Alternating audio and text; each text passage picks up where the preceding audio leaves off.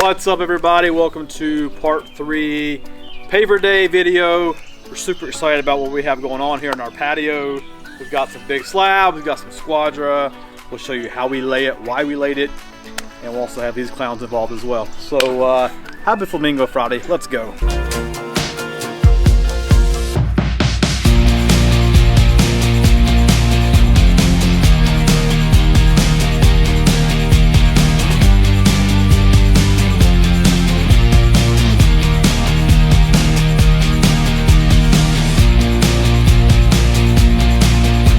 What's up, man? Smells like up dog in here. What's up, dog? I don't know what's up with you, man.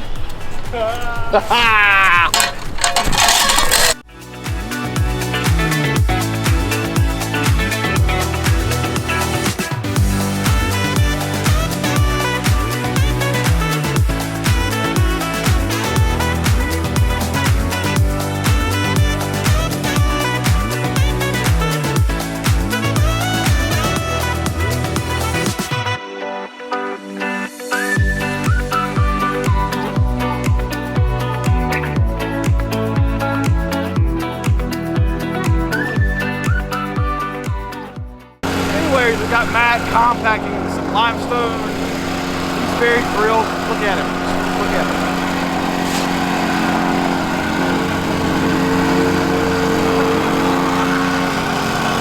We've got about 40 ton of our limestone in. He's going to go over the rock. He's going to compact really nice and tight. Put some more stone around the bottom of our coping to make sure we're at a good height. And we're going to bring in our limestone chips. And we're gonna lay some pavers today. So it's a good day, we're excited. Reagan, what day is it? Paver day. Let's go. All right, so now we're just kind of fine tuning everything. We've got our gravel kind of where we want it. We're just checking to make sure we're hitting all of our good spots. We want to be a little bit lower than normal so we can get our screed poles in here. We can lift it up with a little bit of gravel. Never want to be too high. So we're checking all of our points. Matt's coming in and compacting all of our areas.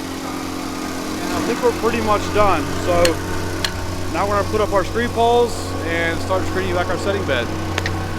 So what we're doing now is we're gonna lay out our screed poles to prepare for our setting bed. So what we wanna do is we wanna work in small sections because we're gonna lay our big slabs and we can't reach very far on our vacuum with our excavator. So we're gonna do about a 12-foot section, screed that down, bring our machine in, lay our slabs, and then continue working that way around. So we're gonna lay these with our chip.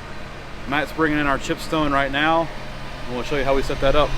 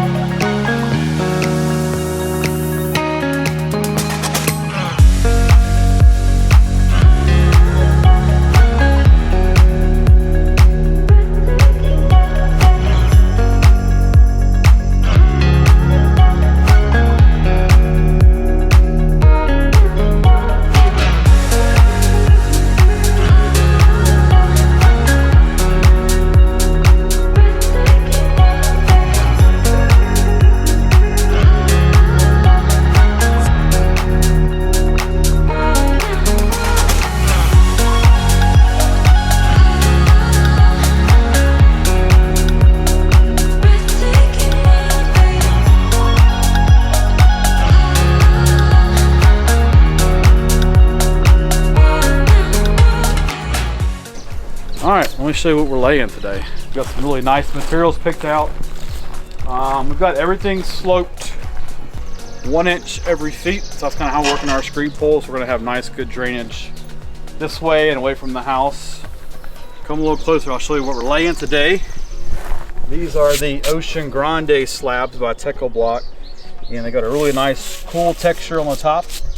And it's in the gray nickel color. So it's a really light gray tone.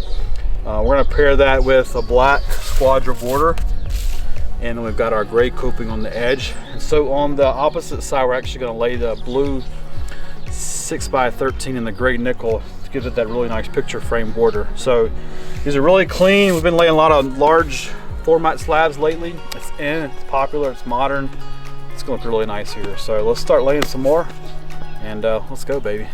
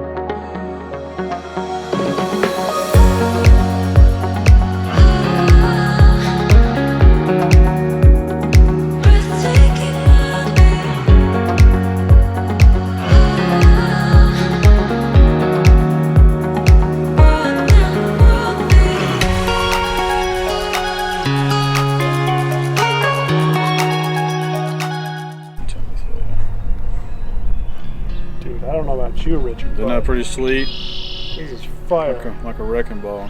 Oh, hey, how you doing? Oh, Hey. did you know she was recording? I didn't. Oh, so, end of paver day 1. I would say great success. Pretty nice. Very nice. How much? Yeah, so we got 6 pallets of our grande slabs laid. As you can see, I really like to end on a full piece. So we're gonna have a full half, and then our border details on the edge. Same way over here, end on a full and a half. And I think if our math is right over there, we're gonna end with a full piece and then our border details on the edge. So I really like to end on a full and a half. We'll kind of see how that goes about. So yeah, tomorrow we're gonna pave this area, do pavers on that end. And then what else, Tim? Fire pit? Fire pit. Do the fire pit area tomorrow. That got inspected. I got the green light. So we'll see you tomorrow on day 2 of paver day.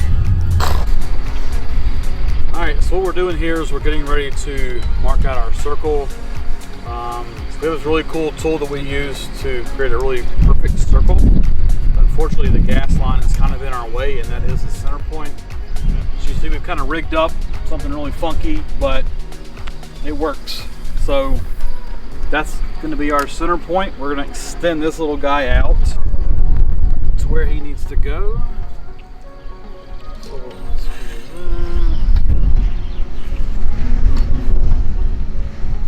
So our border is going to be 2 squadrons.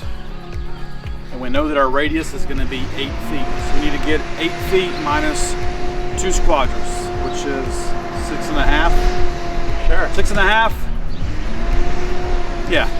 So we're going 8 feet, and we're going to bring it in another 6.5 inches. So minus 6.5 inches is going to give us, Tim, you good at math?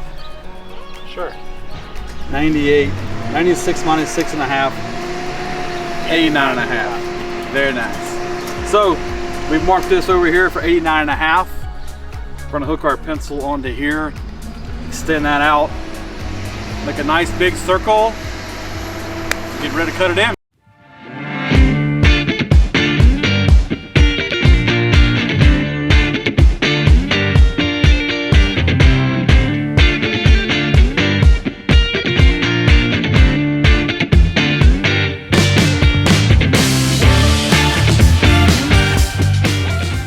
All right, we just got done finished cutting our circle in.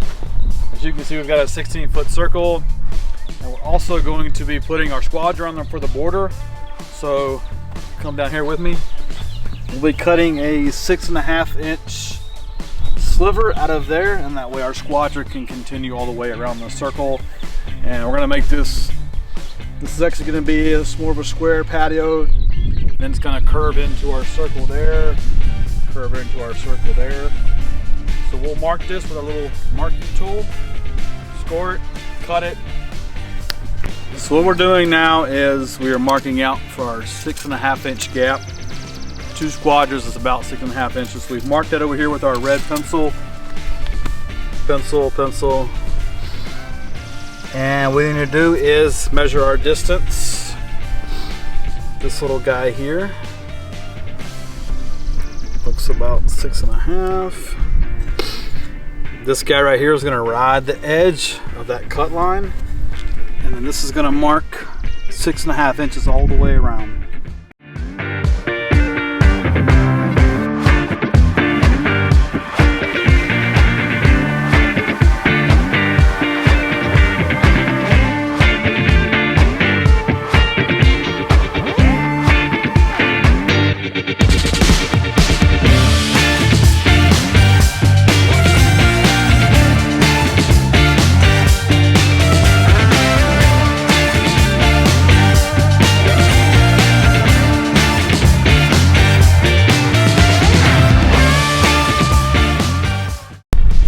You might be wondering how we got this inside curve cut. We like to use our little small battery operated saw to get that nice clean inside curve. Outside curve we can use the big saw. We've got a big little orange one right there, the orange steel, and we use our battery powered to score it and then make that really nice inside curve. So we got that all curved and cut and curved. We'll pull these pieces out, put our squadron in, continue on with paver day.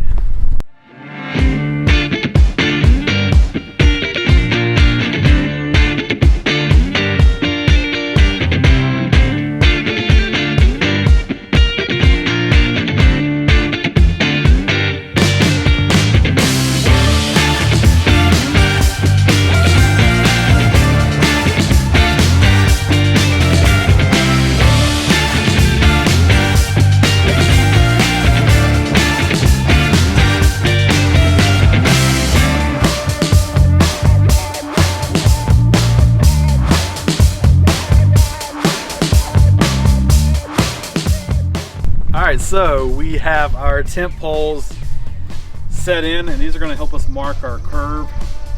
This is the best way, in my opinion, to get these nice, sexy, clean curves. So usually we use pavers to hold them in, but we've got a really short curve. We've got Matt and Tim, good helpers here. So we've got this marked out. Creates a really, really nice curve. So we'll mark it with a pencil.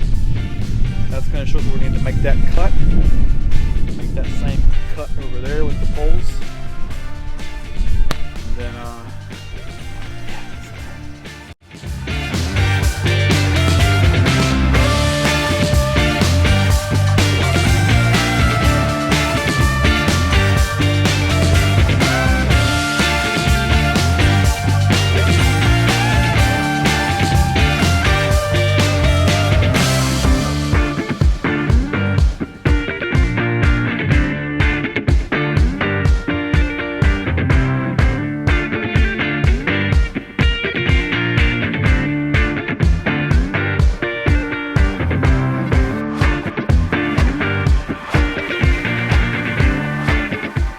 so we did have a lot of math and planning behind this job. Things just didn't happen or fall into place because of luck or coincidence. I really like to end on full pieces when we're doing the large format slabs. You can see we have a full half piece. Never want to have any slivers, it just looks really weird. So we've measured this out. 12 feet is what they were going to get. That ends nicely over here. So let's walk over here. And over here we did the same thing. So having the pull exactly where it is so important, because we knew we could do 1, 2, 3, 4, 5, 6 full pieces with the border. We wouldn't have any slivers up against the house. We ended on the pull side as well with full and half piece. Things that looks really, really nice. So over here we did have some slivers, unfortunately. We added some steps. I'll show you what we have. So we did have to have some slivers because we had some 4-foot steps, and that's just what happened. So it's okay. We're pretty good over there. I'm okay with the slivers on this side. So it is very important to do the math, do the planing, take a little time on that, and that way you can finish on your full pieces.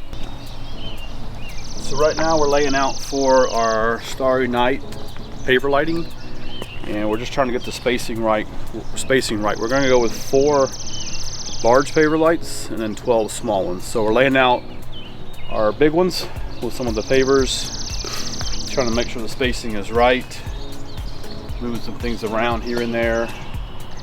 You like that one over there? I do think we need one over there for sure. And then, so it's kind of a game back and forth.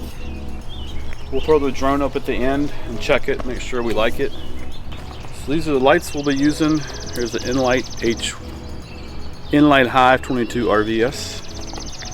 Got a little steel ring on the outside.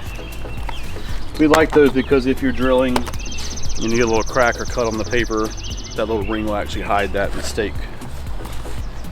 So we'd had 12 included in the package, but I think we need more, so we're going to make it right. We're going to throw in some extras to make it right.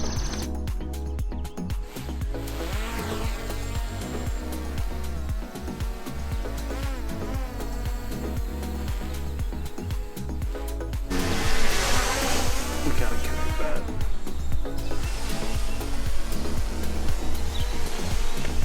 Check that out. Look how sick that looks. Oh, we're doing lights. I was admiring this beautiful patio. Holy cow. Alright, so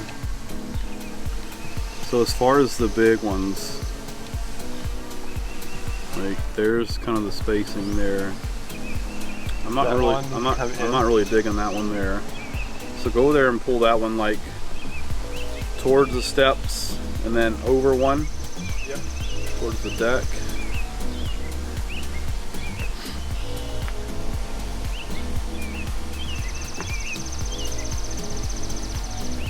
Yep. All right, so now we have all of our lights spaced out where we want them. We've got our lighting wire. We kind of ran how we're thinking we're gonna run it. So now we're gonna pull out our drill press and start drilling our lights and putting them in.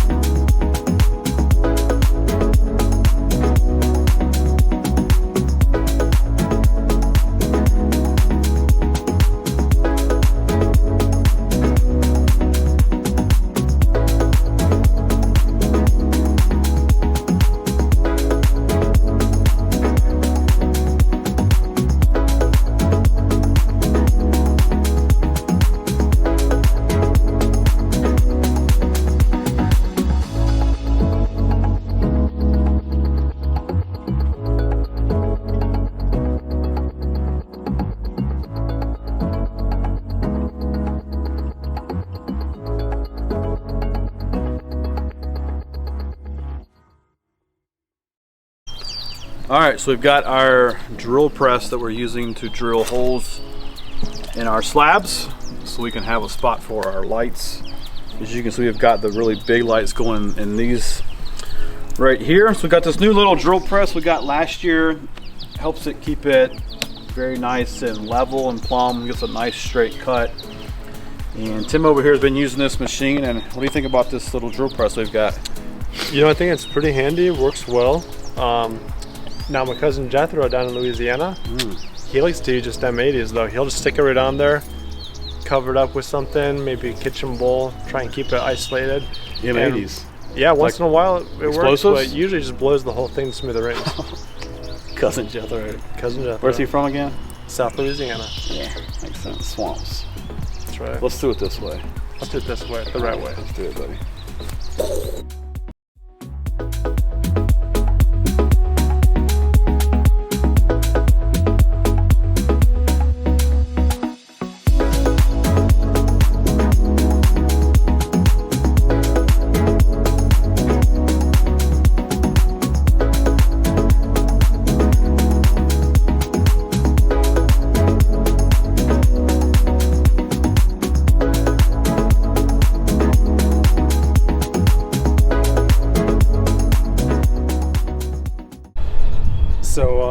what do the... All right, you talking?